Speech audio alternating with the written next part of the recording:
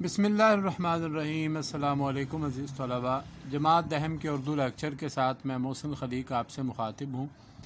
ہمارے آج کے لیکچر کا موضوع پہلی غزل ہے۔ غزل کے شاعر کا نام مولانا حسرت موہانی، جن کا اصل نام سید فضل الحسن تھا اور تخلص حسرت تھا۔ مولانا حسرت موہانی کا شمار اردو غزل کے اہم شعراء میں ہوتا ہے۔ 20ویں صدی کے آغاز میں جب نظم نگاری کی طرف توجہ بہت زیادہ ہوئی، شعراء نے غزل کو نظر انداز کرنا شروع کیا، تو اس دور میں حضرت موہانی ہی وہ شاعر تھے جنہوں نے اردو غزل کی نشاط ثانیہ میں بہت اہم کردار ادا کیا۔ ان کے علاوہ کچھ اور شعراء بھی تھے جن میں اصغر گونڈوی، فانی بدایونی اور جگر مراد آبادی۔ ان چاروں شعراء کو اردو غزل کے ستون کہا جاتا ہے۔ تو حسرت موہانی نے اس دور میں غزل کو سنبھالا۔ انہوں نے اپنی شاعری میں جہاں عشق و عاشقی کے روایتی مضامین بھی بیان کیے، لیکن دیگر شعراء سے ذرا ہٹ کر کیے، اس میں حقیقی پن شامل کیا۔ وہیں انہوں نے اپنی شاعری سے تحریک آزادی میں بھی ایک روح پھونکی۔ وہ تحریک آزادی کے ایک ممتاز رہنما تھے، صحافی بھی تھے۔ انہوں نے ایک رسالہ اردو معلیٰ نکالا اور ان کی باغیانہ تحریروں کی وجہ سے انگریز حکومت نے ان کا وہ رسالہ بند بھی کیا اور ان کو جیل میں بھی ڈالا۔ وہاں پر ان کو چکی پیسنے کی مشقت دی گئی۔ تو حضرت موہانی نے تحریک آزادی کے لیے بہت ہی تکلیف دہ وقت گزارا، اور آپ کی جو آج کی غزل ہے یہ، اس میں بھی اس حوالے سے اشارہ موجود ہے۔ نیچے ایک شعر لکھا ہے میں نے، ہے مشق سخن جاری چکی کی مشقت بھی، ایک طرفہ تماشا ہے حسرت کی طبیعت۔ یہ شعر ان کے جیل کے دنوں کی ہی یادگار ہے۔ حسرت موہانی شاعر اور صحافی اور تحریک آزادی کے اہم رہنما ہونے کے ساتھ ساتھ اردو ادب کے بڑے نقاد بھی تھے، اور آپ کی انتقادی صلاحیت کا ایک بڑا ثبوت دیوان غالب کی شرح ہے۔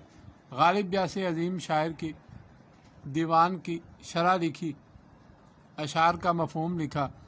حسرت موہانی کو رئیس المتغزلین کہا جاتا ہے۔ ان کی شاعری میں غزل کی وہ تمام خوبیاں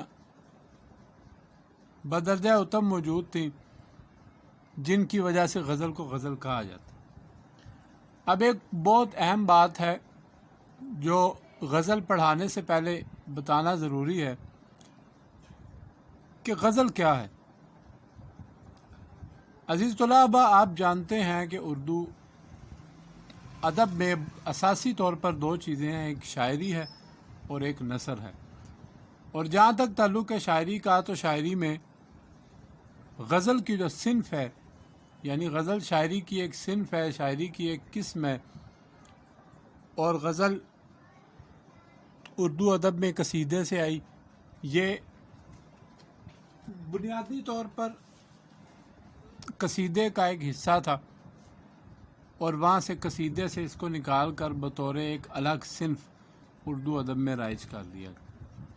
غزل کے لغوی معنی ہیں ہرن کی تڑپتی ہوئی آواز، یا عورتوں سے یا عورتوں کے متعلق باتیں کرنا۔ تو چونکہ غزل میں یہ دونوں چیزیں پائی جاتی ہیں، اس میں درد و غم بھی ہے اور اس میں عشق و عاشقی کے جذبات بھی ہیں، تو اس کو اس لیے اصطلاحی حوالے سے غزل کہا جاتا ہے۔ یعنی یہ شاعری کی ایک مخصوص صنف ہے۔ غزل میں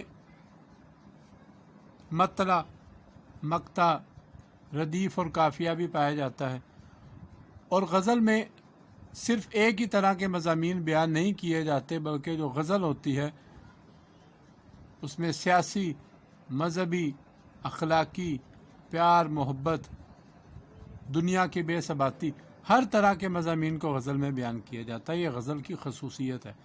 جو نظم ہوتی ہے اس میں ایک نظم میں ایک ہی موضوع پر بات ہوتی ہے، لیکن غزل میں ایک غزل میں کئی موضوعات پر بات ہوتی ہے۔ ہر شعر کا جو موضوع مختلف ہوتا ہے۔ تو یہ تھی غزل کی تعریف۔ اب ہم چلتے ہیں مولانا حسرت موہانی کی غزل کی طرف۔ غزل پڑھنے سے پہلے آپ کو ایک اہم بات بتاؤں، جیسا کہ میں پہلے آپ کو بتا چکا ہوں کہ مولانا حسرت موہانی تحریک آزادی کے بڑے اہم رہنما تھے۔ تو انہوں نے نثر کے ساتھ ساتھ شاعری میں بھی ہندوستانی قوم کو جگانے کا کام کیا۔ مولانا حسرت موہانی کی غزل کے جو پہلے 2 اشعار میں نے آپ کے سامنے لکھے ہیں، آج ہم انہی 2 اشعار کو پڑھیں گے، اور ان دونوں اشعار کا تعلق جہاں انسان کی انفرادی کوشش کے ساتھ ہے، وہیں ان کا تعلق ہم تحریک آزادی کے ساتھ بھی جوڑ سکتے ہیں۔ اس دور میں مسلمان انگریزوں سے آزادی کی جنگ لڑ رہے تھے۔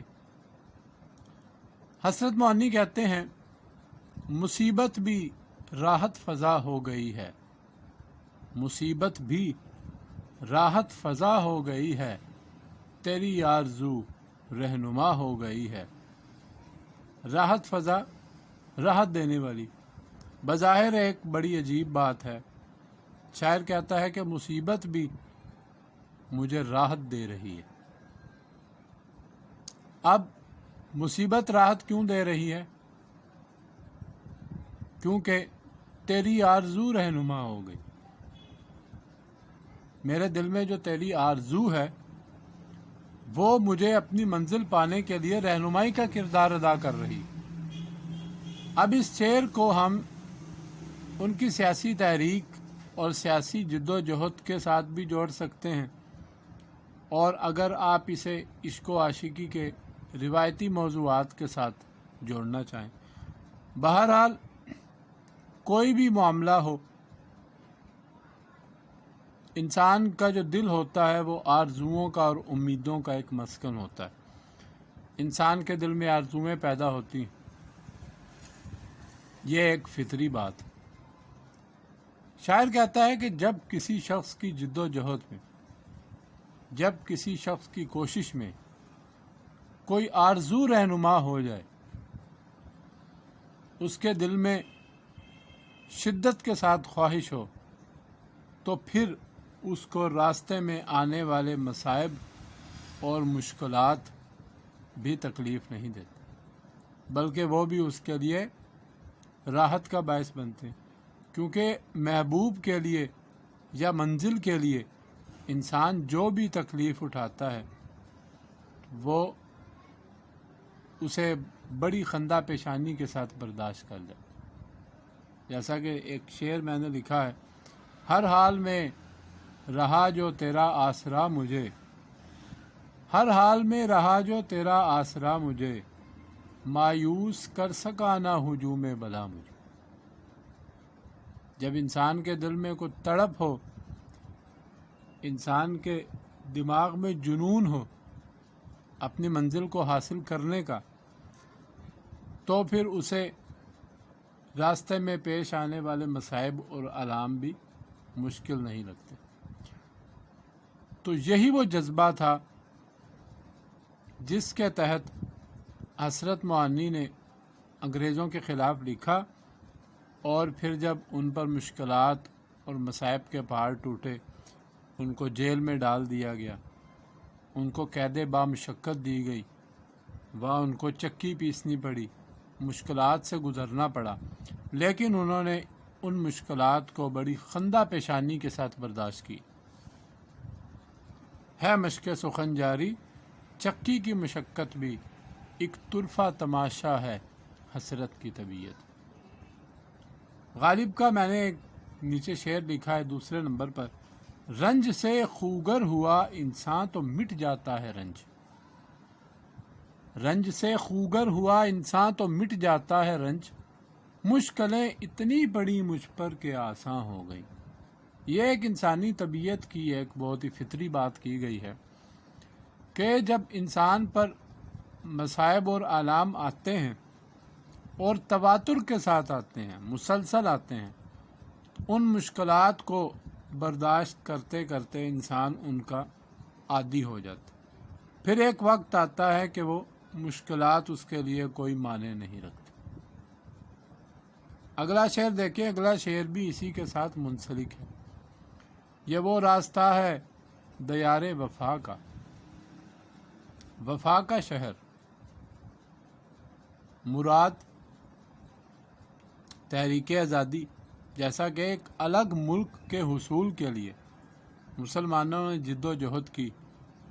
तो शायर कहता है कि ये वो रास्ता है दयारे वफा का। दयारे वफा का रास्ता ऐसा रास्ता है जहाँ बादे सरसर सबा हो गई है, कि जहाँ बादे सरसर जहरीली गर्म हवा जो इंसान के लिए बाइसे तकलीफ होती, और सबा कहते हैं सुबह की ठंडी हवा को जो इंसान के लिए खुशगवार होती है। तो दयारे वफा का रास्ता ऐसा है कि जहाँ पर चलने वाली बादे सबा भी तालिब मंजिल को, जहाँ चलने वाली बादे सरसर भी तालिब मंजिल को सबा यानी सुबह की ठंडी हवा जैसी महसूस होती। वजह क्या है? क्योंकि उसके अंदर अपनी मंजिल की तड़प, अपनी मंजिल का जोश इस कदर होता है कि वो उस तकलीफ को बड़ी आसानी के साथ झील जाता। कारोबारे जहां संवरते हैं होश जब बेखुदी से मिलता है। इंसान के अंदर अपनी मंजिल का, अपने मकसद का जुनून होना चाहिए। अब इस शेर को आप इश्को आशिकी के रिवायती मौजू के साथ भी मुंसलिक कर सकते हैं